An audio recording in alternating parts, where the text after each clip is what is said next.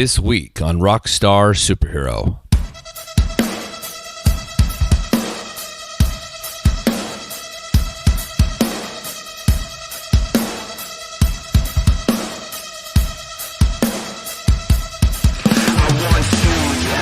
Thornhill has been exciting audiences for a few years now.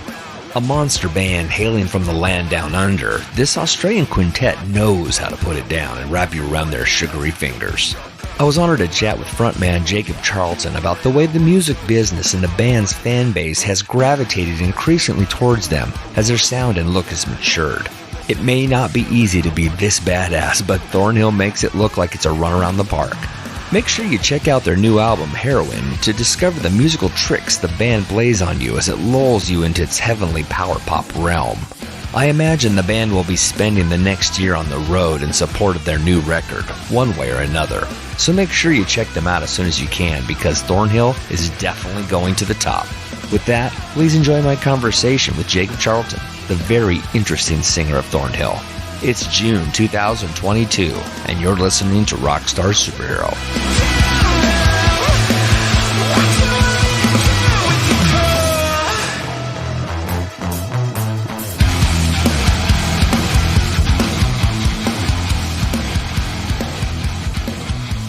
Thornhill formed, I think, if I read it correctly, in 2015. Is this correct? Yeah. So basically, you're a band of high school friends that's actually making a name for itself. You're kind of a modern day Def Leppard. Yeah, I mean, well, at least three of us were. Yeah. We Ethan and I, we kind of were only together because we were the only ones that liked the music we liked, really. And so we were like, oh yeah, we'll play in a band, we'll start. So we were doing a lot of Battle of the Bands in high school, but I played guitar, I didn't do vocals. And our drummer just was not with us at the time. So Maida, who is our drummer now, was filling in for us. And we were just like taking bits and pieces everywhere. And we couldn't find a vocalist. And I was like, okay, I'll give it a crack. And I got stuck here. And we ended up we found our bassist, Nick. He messaged Ethan off a YouTube guitar playthrough that he did. Crazy. And he was like, oh, join my band. And Ethan's like, no, you're joining my band. And Nick was like, okay. And then MVD was our manager, and then he joined. No. So, yeah, it was all crazy, huh? Yeah, that's always how it works, though. I mean, it's always friends, and hopefully friends that have a decent amount of talent, so you're not breaking any hearts. But I love the fact that you started on guitar, and now you're standing front and center, and it's a perfect place for you, man. It's become a perfect place for me. It definitely wasn't. I started. My first instrument was piano, and then from piano I went to drums in a band, and then bass, and then guitar, and then vocals. So I actually got to vocals last, and I think it shows. You know, like I definitely had to work my ass off to get where I am now and to really feel like I belong in the front. Yeah. But now I definitely wouldn't want it any other way, I think. Yeah. It's interesting, too, that you brought up earlier, about the evolution of the Thornhill sound and how it's changed over the years. And of course, now the expectations that is starting to get heaped onto you from press, from management, labels, etc. And I love that you guys have made these big sweeping changes, that they're not subtle. And in fact, when I was at the Casket show recently, I was standing next to a fan of yours that had come up from Los Angeles, come all the way to Seattle from LA. And they said that they wanted to be there because they wanted to witness the next evolution of Thornhill. Isn't that cool? It is cool. It's definitely not something that we thought was as big a deal as people make it now. I think it wasn't ever like a huge change or journey for us. It was just what we were going to do next, I think. And, we never really felt pressure from anyone. I mean, everyone around us has always been lovely and understanding. And I think our label knew that we were going to just do something that wasn't the Dark Pool next. I think they knew that signing us on, and we were always going to do kind of whatever we wanted to do or whatever we felt necessary for our next step as a band. And so everyone's just been too good to us, I think. Well, I mean, I appreciate that you say that.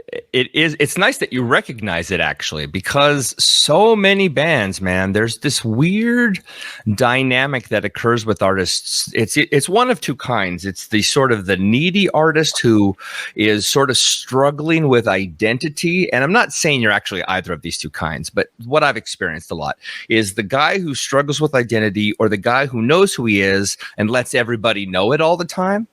And it takes so much hard work to make the business work. But what really matters, and I think you're discovering this, is you have to be, on top of all that talent and all that drive, you have to be really, really good, nice people. Because when all things are said and done, nobody's going to put up with egos when there's a million other bands out there that crush it. I agree with that. And I think it's been funny to witness that people think we have really crazy egos and are really standoff and scary because of this new look. Right. We had, when we did that tour, Holding Absence, we're like not sure how we were going to be just by the way that we looked. And they were very surprised maybe not surprised, but stoked that we were just normal dudes kind of thing. Mm-hmm. And that's kind of what I want. Like, I really want the persona to be separate to who we are as people. I think that's, as performers, that's how it should be. You should have a distinct change between who you are on stage to who you are off stage. Mm-hmm. And if you can be down to earth, lovely people, or the most lovely that you can be on tour, and then you go on stage and you're completely different, I think that's what sets performers apart from bands. Yeah. And I think we really want to be that next level. Nailed it. You freaking nailed it, Jacob. I mean, that's absolutely true. It is about persona. Something somebody said to me years ago, and I wish I knew this. I'm actually a former professional drummer, and no shame. Yeah. And years ago, I was so focused on technique. I was so focused on the chops, the notes. How well was I playing? How solid was my groove? And granted, these things are significant, but the thing that I forgot about was that, when your friends say, hey, we're going to go check out Thornhill today, they're not saying, let's go listen to Thornhill. They're saying, let's go see a band. Let's go see them. And yeah, for you guys to put it on in such a way, it seems over the top compared to obviously the way things used to be. But I guess what I'm trying to get at is it's so important to separate the two. So yeah, kudos to you for recognizing there's more to it than just showing up with your instrument.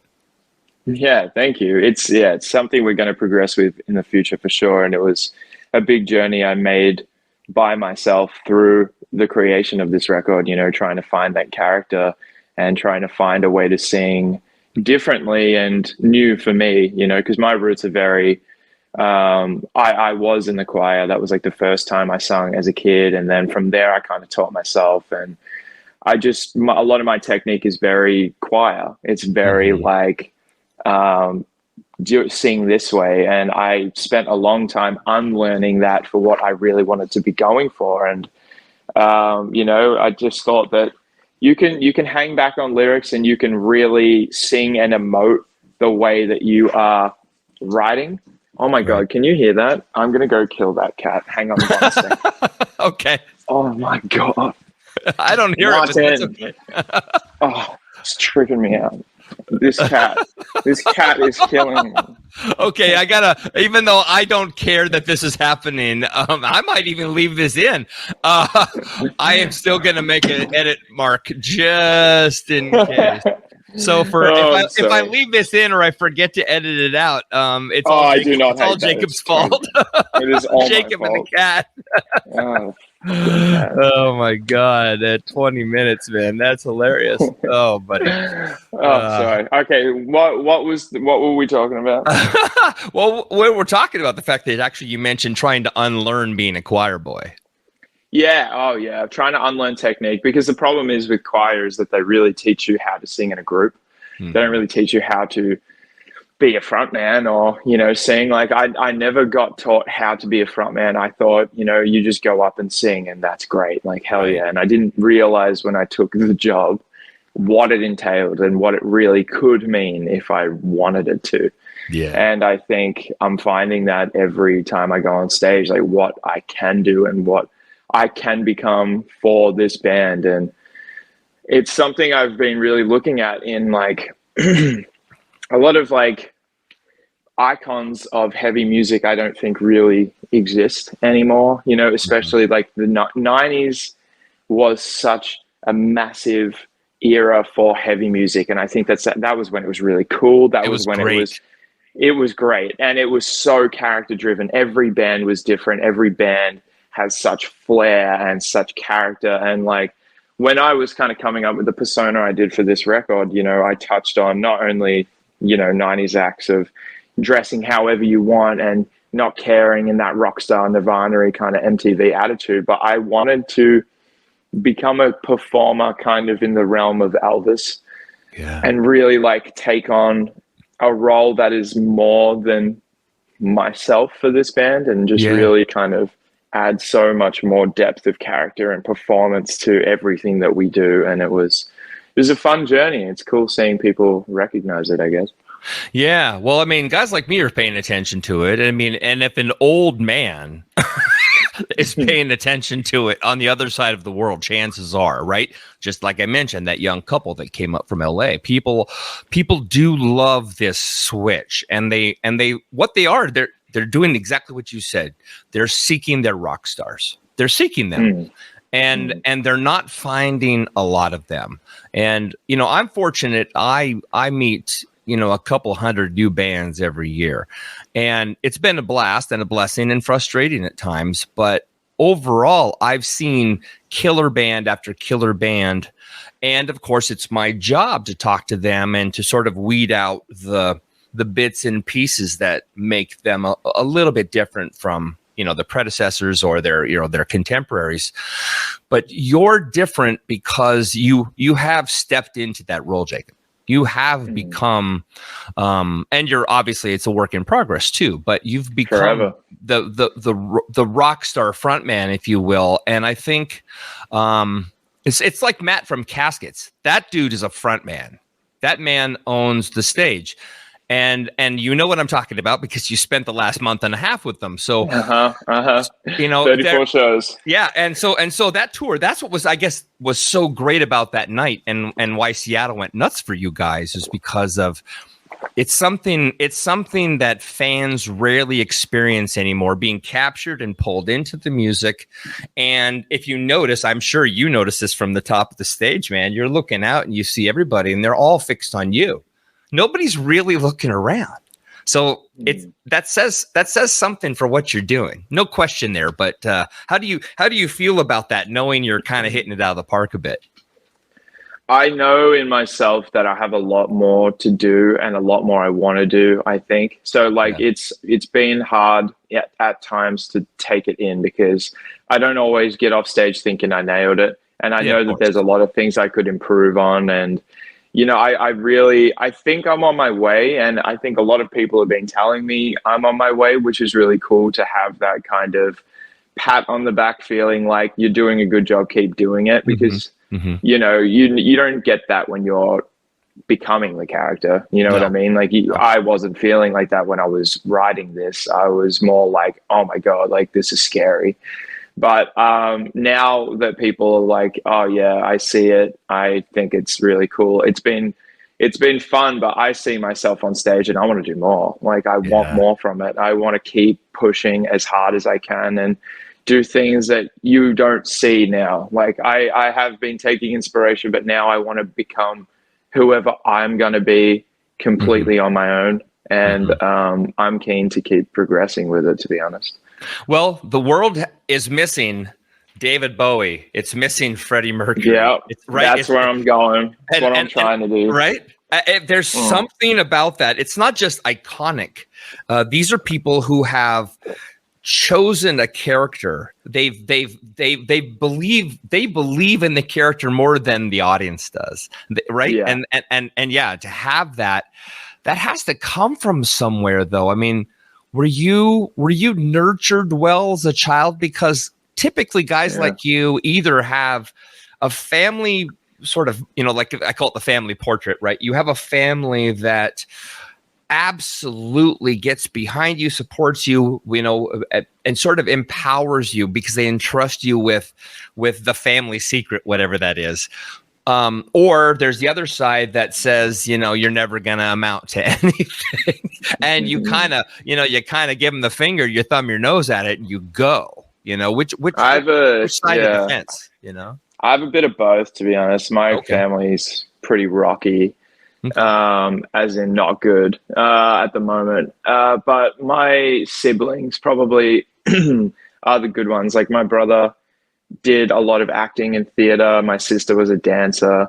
So as the three of us, we help each other in a way. Like my brother right now is studying fashion styling, and that's what I do as well. And my sister helped me with like little bits and pieces on how to dance. Like we really build each other up in that way. And I think as siblings, that's been it. But I think I really just did the most of it by myself. Do you think, did you then as siblings, I mean, I don't know, are you the youngest? I'm the oldest. Oh, you're the oldest. Okay. So did you find that you were then raising them? I mean, was it you three siblings sort of on your own? And I'm not assuming, of course, your family had, abandoned you, but, meaning your parents and whatnot, but just, do you find that you and your siblings were in support of each other and it was just you three kind of against the world?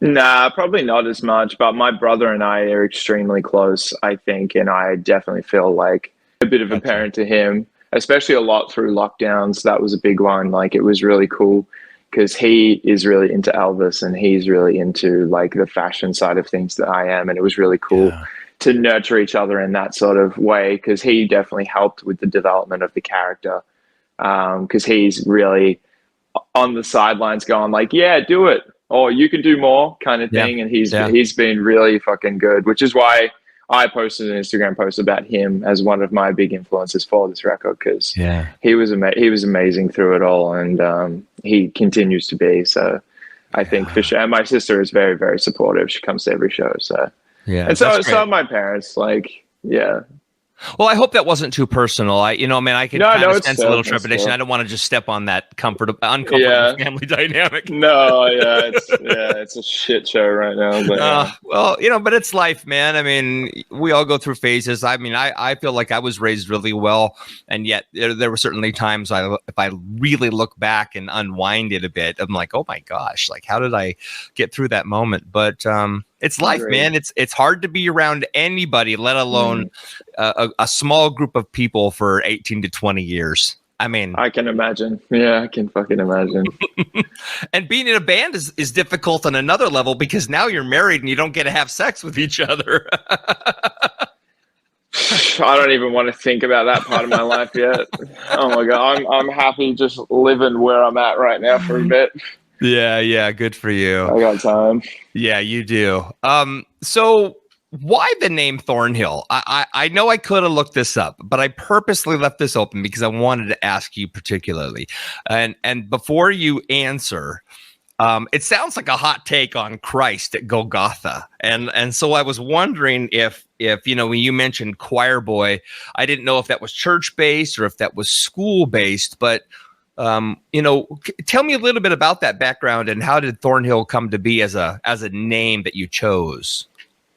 Well, I was in the Australian boys choir, so it wasn't really churchy or schooly or anything. It was just like one of the big ones. Yeah. But the name Thornhill was the street name of where we wrote the first EP. Oh, wow. Okay. So it was just like, I was walking to Ethan's house. No, it wasn't. I was walking to Ethan's house one day to write, and I just looked at the name on the street sign of where he was living at that time, and I was like, oh, this could work. And he was like, no, it sucks. And then our manager was like, it's good, done. And then we were like, okay. And then that's it. Because the thing with us, we took a long time to find a name, but we wanted a name where if we decided to change our sound, it could follow us. Yeah. You know, we didn't want a name that really kind of placed us in a certain way. Like, I really didn't want like a heavy name. I wanted a name that was like, if we decide to move, it's going to move with us and it's going to make sense. And yeah, it's all right. It's not my favorite name, but it'll do. I don't know, man. I think it represents what you do very well, and it is a malleable name. And I mean, look, let's jump into the thing that I think is true about what you do. I think, and this sounds really crazy, what I'm about to say, and you're probably going to tell me I'm absolutely full of crap, but I think you're the next Peter Gabriel. Who's Peter Gabriel? Wow, you're young. Okay, he was the original singer for Genesis. Oh, okay. I don't know. Now that's okay. No, I'm a lot older than you. But the reason I use this is because Peter was a chameleon. He was a shapeshifter. And so maybe it's a little unfair to categorize you like that. But if you look at old videos from him in the 70s, okay, and I would encourage you to do so, you're going to say, like, first of all, I mean, I'm just going to say this. Everybody's going to be pissed off at me. Early Genesis sucks. It sucks. I think it sucks. It's awful. It's awful music. I freaking hate it. I don't understand why anybody in the world ever liked it. I don't like it. But that being said, Peter Gabriel, the frontman, was so odd and iconic and revolutionary and different, and he even felt dangerous on stage, right? He was taking what Bowie was doing and ramping it up 1,000%. And on top of it, it was within a musical structure that didn't sound like what he looked like. In other words, they were playing like sort of cheesy classical rock, and they had this frontman who was basically Satan on stage. It was wild, and because it didn't make any sense, he stood out like a sore thumb, and he went on to become a very well-known solo artist for people my age. So no, that's totally cool. Yeah, all that being said, I encourage you to look him up because I think he will empower you, Jacob. Not that you need it because you're already killing it, but to look back and see what people have done before you, that despite what the music is doing and despite how everybody else looks in the band wearing T-shirts and jeans, Peter was up front wearing pyramids on his heads with robes and had his hair cut half off. I mean, incredibly crazy things. And when I see you, I think of the same thing, a guy who's willing to take big chances. I definitely took a lot of inspiration from older acts. Like I know my Elton Johns and my Freddie Mercurys and David Bowie obviously was a big one. Mick Jagger was a big one. But yeah, it's just, it's hard. I wanna be inspired by what they did, but not do what they do. If that makes sense. Like, absolutely. I definitely, when I look back, I go, oh, that was cool that's what they did. How am I going to do that in my own way? And it's cool to see that there isn't really heavy acts that have done that. And that's why I feel like I've found my way and where I know where I'm going to go, I think. So I'm excited. Yeah. Well, I mean, one of the things I like to talk about is what I call the trick in the music business. And music business is pretty evil a lot of the time, right?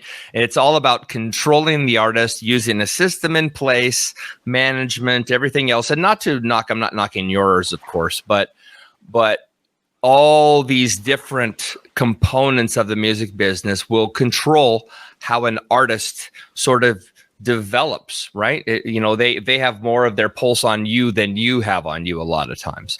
You become who they want you to become. So what I'd like to know really is how did you figure out how to stand out? Was this just a courage thing? Did somebody say take chances? What was your trick to set yourself apart from, your contemporaries?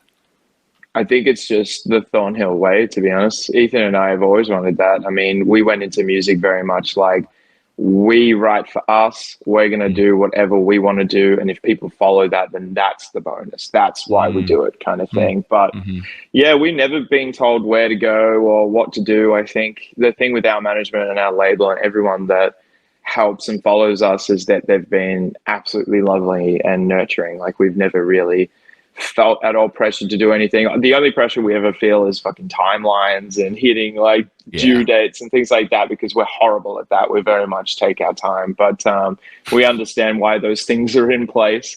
But like, other than that, no, I think Thornhill, I think will always try and do whatever we want to do. And I'm going to keep pushing to be different, because we need that to feel something, you know, like that's why we write music. I think that's why we create, is that you need to be able to express where you want to go and where you want to feel. It's almost like, in a way, it's kind of like manifesting, you know, you kind of create where you want to be. You look like where you want to get to. And I think that was really important for this album. And I remember when I was coming up with the looks and like how we were going to push it, I said to the band, you know, like, you guys have got to follow me here. Like, you guys, I don't want it to be Jacob and Thornhill. I really want you to become your own characters and have your own quirks and your own ways to dress and style yourselves and move on stage. Like, we have to be a unit here. We have to, every avenue has to be covered here. Like, this has to be cohesive. It has to make sense. We have to own it. And they've been really great in following that direction. And in every aspect, you know, I want to look different. I want to sound different, but I also want to perform different. I want the way that we light the stage, the way that we have props and film videos and interact. And I want everything to be different. And I told our label that, and they've been doing that. You know, everyone has been very open to like, let's push this as hard as we can and see what happens. And it's been fun.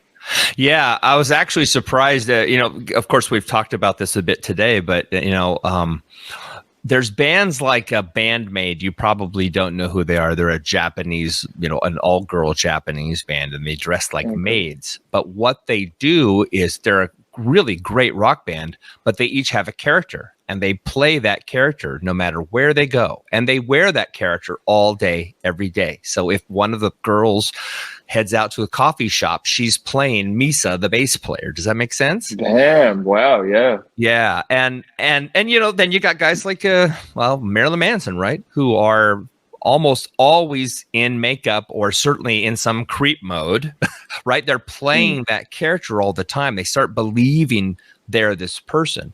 And I get that that's a little obsessive and maybe a little over the top, but I wouldn't have been surprised if you showed up in character today, if that makes sense.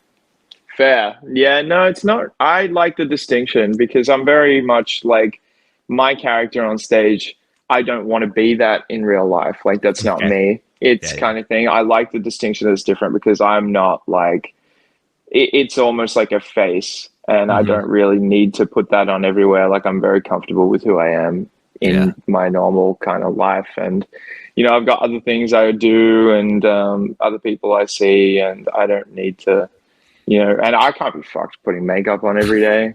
You know what I mean? I'm not walking around with boots every day. Fuck that. I get that. That's a lot of work. I like being bald, for example. I don't have to do anything to my hair. I shaved my head in lockdown, so I totally get that vibe. Yeah. Well, speaking of lockdown, you guys played Download in Australia right before COVID hit. No, we never got to play it. Oh, I thought you did. No, we never got to play it. That was when it got locked down. That was our last show was before then. We got back from Europe. We were supposed to play Download, and then everything got canceled. Oh, okay. Well, then this question still applies, though, which is, you know, you had momentum, significant momentum going into Download, and then all of a sudden the pandemic, you know, stops you in your tracks, you know, and I'm curious, how did the band respond to that? Was that the moment where you just said, okay, all bets are off, you know, screw it, we're gonna go after exactly everything we always wanted to be? Or was it more a response to maybe fan base telling you to take bigger chances? Probably neither, I don't think. I think it really hit us hard, this lockdown, that first one. And we were writing in bits and pieces, but Ethan and I are very much like, we need to be in the same room. We need to be constantly stimulated to create. And I know that in that lockdown, we kind of said, look, fuck it. Like, I'm not going to have days off. I'm not going to treat this like a holiday. Like, I'm going to build myself as an individual. Like, I went through a lot of change as just me. You know, I worked out a lot. You know, I taught myself how to dance. I taught myself how to record because I was recording everything at home. Like, I recorded all of Heroine in my bedroom, basically. Like, I just did it all. Yeah. And I just wanted, I wanted to come out of this with something and not waste time, because like I knew it was going to end, and I knew that like when it ended, we needed to keep going. And I think we just used it as time to grow as individuals, which helped us get to this next step, which we might not have got if we didn't have it. Yeah.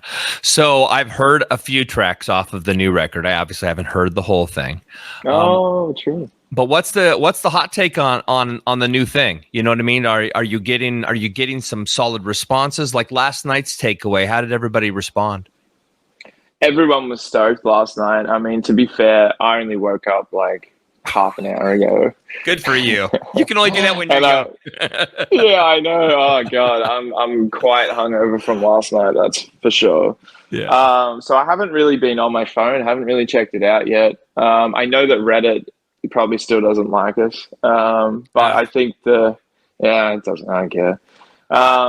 But I think from what I've seen, people seem to be really stoked. So I'm really keen to see what everyone, you know, overseas thinks as well. And it'll be cool to see how it does. I mean, I would really, really, really love to sit down and watch like the album reaction videos. Like, I've been loving reaction videos at the moment. Yeah. They're really cool because they're really genuine. And even if they don't like it, I like to hear why they don't like it and what we did that didn't strike a chord with them. Because as long as it's constructive, criticism's great. It's just in our genre, criticism never is constructive. It's just, I don't like it because it's not what I want. And it's like, right. Yeah.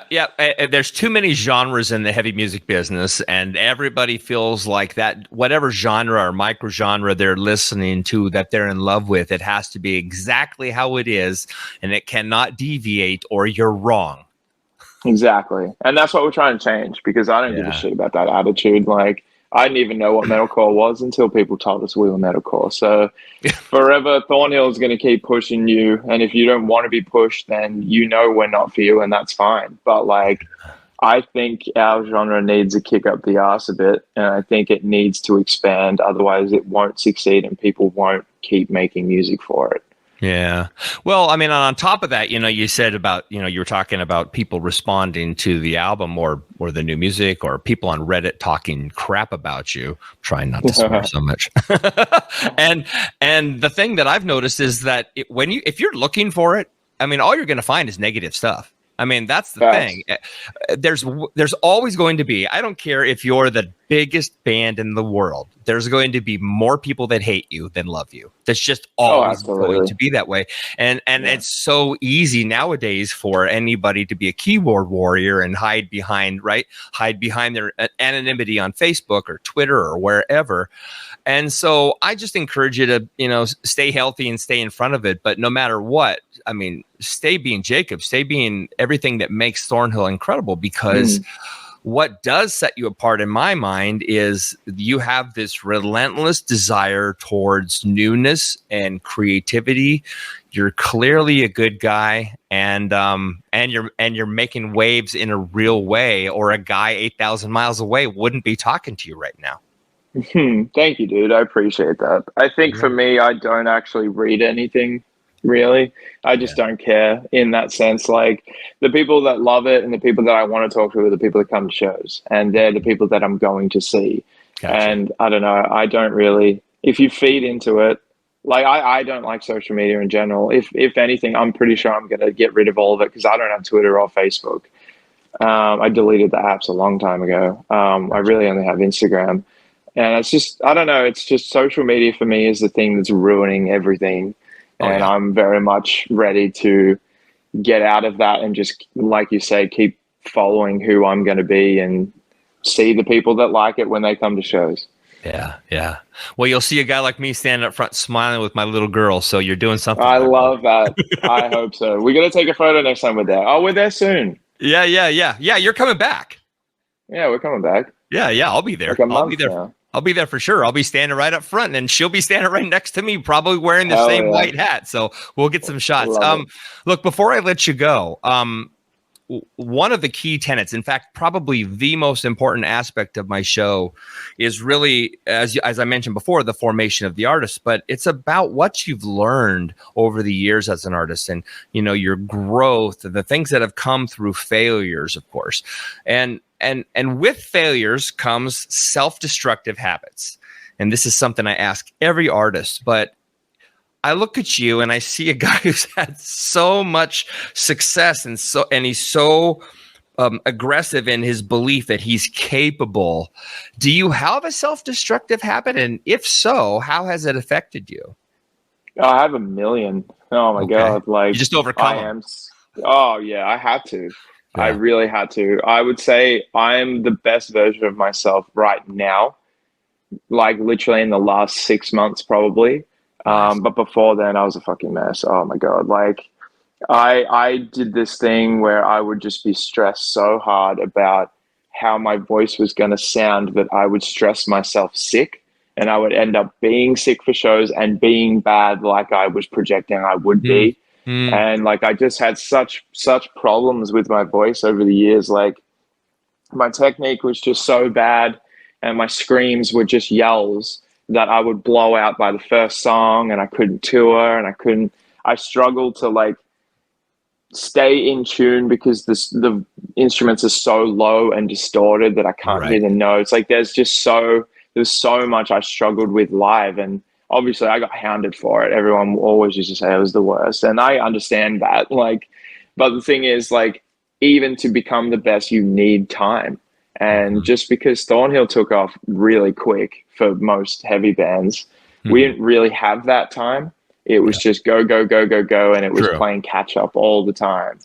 And so I think I really, on this record, I worked my ass off to own the technique I'm doing and really know my voice and understand my voice, and then also give myself a break and take a step back and be like, I'm gonna be fine. It's chill. I can do this. It's easy now, and I'm fine now. I can do 34 shows in 6 weeks. With very little days off. Like I can do that now, and I'm confident now. And it was a lot of growth to get where I'm at. So anxiety is a big one. Yeah. No, I think it's going to be killer. You're coming back with Northlane, isn't that right? No, coming back with Era. Oh, that's right. Era. Yeah, you're going to be here like July 29th or something like that. End of July. Like yeah, man, that's going to be killer. God, that's right. Not Northlane, Era, because Northlane's coming too, but yeah, separate bill. Wow. Okay. Well, I'm stoked, man. I cannot wait to see you in person. You're one of the nicest people I've ever met. You're mega talent. You've got a killer voice. You're a killer front man. Your band has obviously changed into the best thing it can be, and it's only going to get better because I have a feeling that a band like you isn't gonna stop evolving. Thank you, man. I don't think we'll ever stop.